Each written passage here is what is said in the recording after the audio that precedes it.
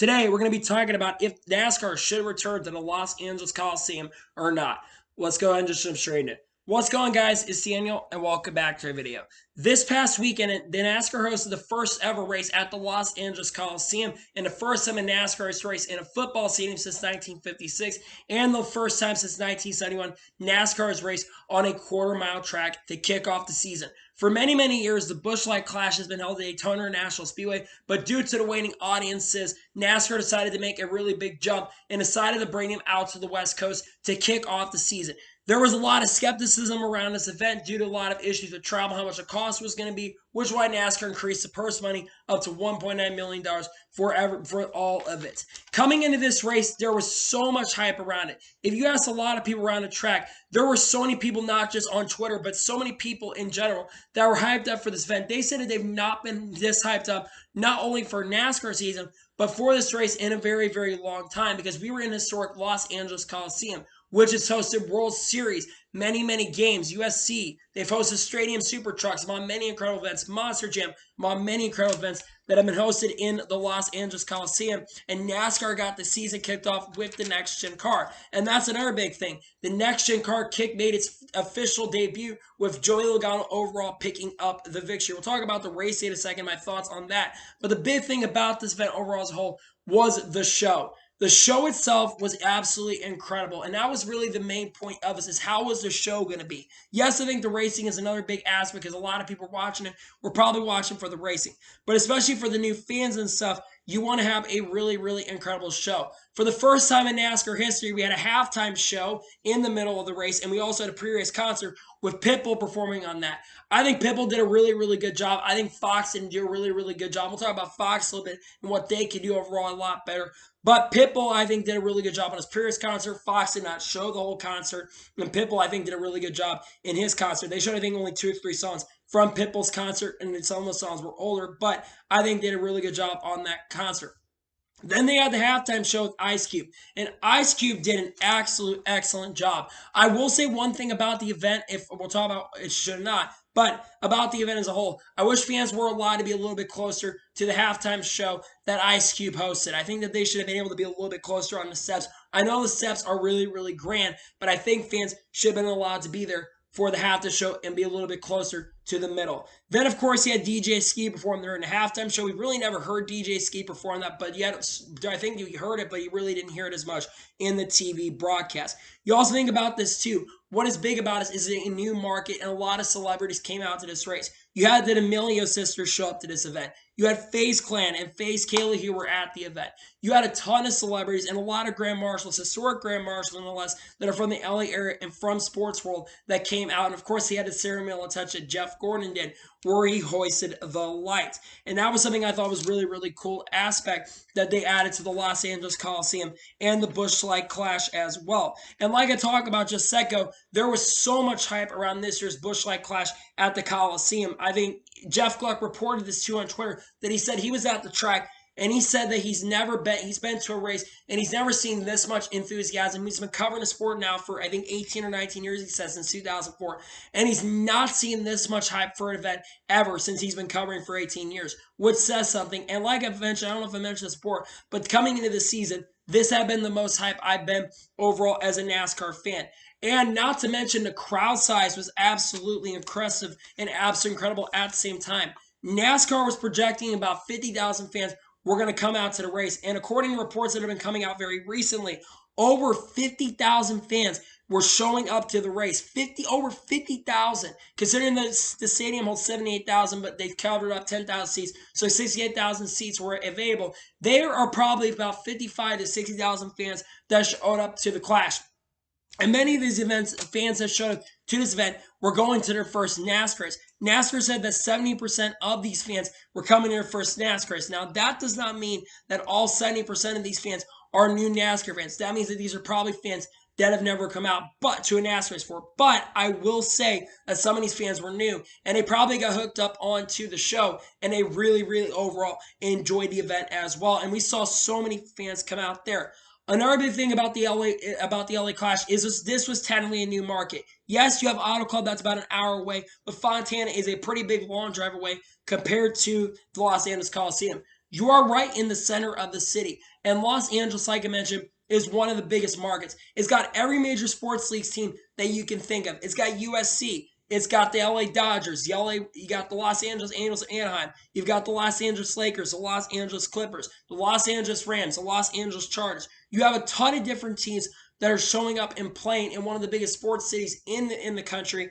And of course, you have the NASCAR Cup Series now joining them and racing. And another big thing is about the market is there was incredible TV ratings for Los Angeles. They're projecting about 3.9 million people were watching. They're basically out of projected estimates say that there's a very strong possibility that nearly 4 million people could have watched this Busch Light Clash, which could end up being the most watched Busch Light Clash at the Coliseum since 2016 in nearly 6 years, which is really, really impressive. And you have to remember that not only was the Pro Bowl going on at the time, but you also have the Olympics, albeit the Olympics this year don't have as much hype as they've had in years past.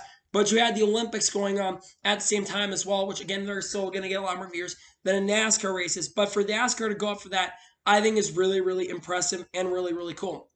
And to me, with the success of this, because I'll tell you this, NASCAR absolutely won yesterday with the overall event, and I think they did a really, really impressive and really, really good job. Now let's talk about the racing as a whole. I think the racing absolutely was very, very impressive and very, very fun to watch on a quarter-mile track. The heat race is really, really entertaining, very, very fun, and there was a lot of concern that it was going to be very difficult to pass. And at points, definitely, especially on the long runs, it was very, very difficult to pass. But I will say overall, if there were points where you can make really, really good moves, you can get on those rumble strips in turn 1 and turn number 3. And we thought there was going to be concern these cars were going to tear up because those rumble strips. That never happened. But you also saw a lot of contact. Now, there have been a lot of concerns on the next gen car, but this event, but basically some of the cars weren't overall destroyed and stuff. And you got to see tempers flaring at a short track. You saw Kyle Larson get pissed off at Justin Haley and force him into the inside wall. Now, Kyle Larson definitely was at fault for that incident, even though he got contacted and Kyle Larson was accident and incident first. I think that Kyle Larson was at fault for wrecking Justin Haley, considering William Byron was the one that ran into the back of Justin Haley. Then you had Ryan Blaney. He was very, very pissed off at Eric Jones, and I think that Ryan Blaney overall, I understand his frustration up there in the front, but Fox never really got covered, did a really, really good job on their part covering that fight and stuff. And I thought that was a really, really good race. And like I mentioned, Joey Logano won. The second last chance qualifier, though, that happened there was absolutely insane, absolutely crazy of a last chance qualifier. 4 or 5 big ones in there and just a lot of chaos in there. A lot of stupid driving. Kurt Busch got destroyed in that event. Alex Bowman got destroyed in one of the wrecks. You had Ryan Preece get a lot of damage in the second last chance qualifier. People were being very, very desperate to try to make it into the overall event. And like I've mentioned, there's a massive next-gen shortage that's currently going on at the moment. And like I mentioned, there was a lot of also electrical problems that happened in this last chance qualifier. In the main race, you had Tyler Reddick have electrical problems. You had Chase Briscoe had electrical problems. And he had a lot of other drivers that had electrical problems in this race. But he also had some shining lights. Justin Haley was fast before his wreck. Tyler Reddick was the car to beat early in the event. And it was a very, very, very impressive event as a whole. And I thought the racing was really, really good. And I think that's another addition, too. And big thing is it's another short track. Short track racing is something that I really, really love. And I think having another short track on the schedule, I think is very, very fun. So I think that is something, again, another short track. I think every NASCAR fan at this point really wants to see more short tracks on the NASCAR Cup Series schedule. And even the Truck Series, Xfinity Series, they want to see basically more short tracks on the schedule as a whole. I think that a lot more fans want that. So Los Angeles Coliseum right here. So let's then get into one of the only major issues I had with the Los Angeles Coliseum. I think the biggest issue is Fox. Fox did a terrible job covering the race. I will say the addition of Tony Stewart covering the event as a commentator, I think Tony Stewart did an excellent and a really, really incredible job as a commentator. And I wish he was commentating the whole entire season. It's a shame that Tony Stewart is only commentator for Busch Light Clash and the Daytona 500. I think he could have done an incredible job being a full-time commentator. He gels really well with Mike Joy and really, really gels very well with Clint Boyer. So I really wish that Tony Stewart was gelling. Other than that, not very many positives about the event. Fox had major issues. They missed the Ryan Blaney toss to Eric Jones. They basically missed a lot of major events that happened. And then they had a full screen commercial on a short track, 150 laps. That's one thing that Fox needs to do. And I think I'm going to call out this for. I think Fox and NBC need to stop overall going ahead and stop doing full screen commercials and just do side-by-side commercials. Mainly what IndyCar and F1 does, they never do they never do full screen commercials most of the time. They do side-by-side commercials. Fox has a lot of work to do. They were having issues with their cameras. I know it was very, very loud at the track. You could tell it was very, very loud. And Fox had a lot of issues in their event overall as a whole. So the big question now as we get to the end of this video, do I personally think that NASCAR should return to the Los Angeles Clash? Should they return the Busch Light Clash to the LA Coliseum?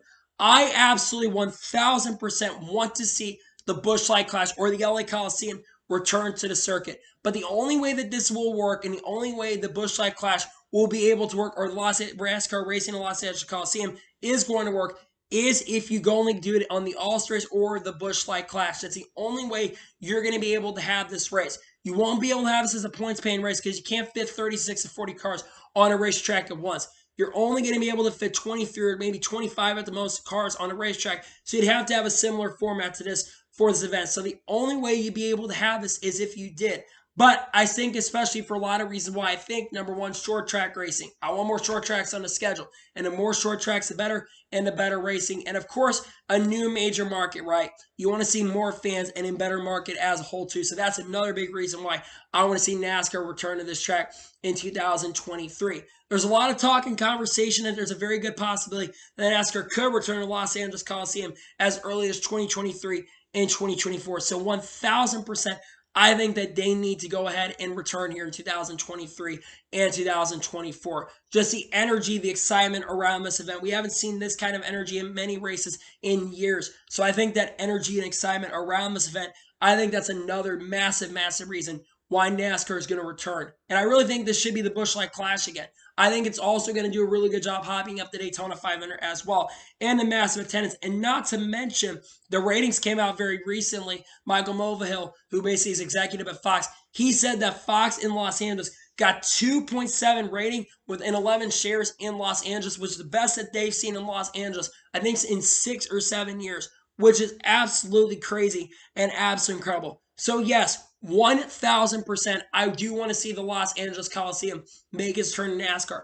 I will admit when this event came around, I was very, very skeptical, but I will tell you that I am 1000% a fan of them doing this again next year. And not to mention, it doesn't cost as much. I do think that there could be other stadiums in NASCAR could try, but I think that the Busch Light Clash 1000% should return in NASCAR 2023. I think it could be very, very successful for NASCAR, and especially after a very, very successful event where many, many fans showed up and a lot of promotion for the event happened. I 1000% believe that NASCAR should return to the Los Angeles Coliseum in 2023. After an incredibly, very, very successful race at the Los Angeles Coliseum, they need to 1000% return to this racetrack, and I hope that NASCAR makes the overall decision to go ahead and return to the Los Angeles Coliseum in 2023. So, anyway, that's today's special NASCAR video. I want to thank you guys for watching. Please subscribe to the channel, notifications to be notified when a video does go live on my channel. Follow me Twitter, Facebook, and Instagram, and support me on Patreon as well. Links get you below for that. And comment your thoughts on today's video.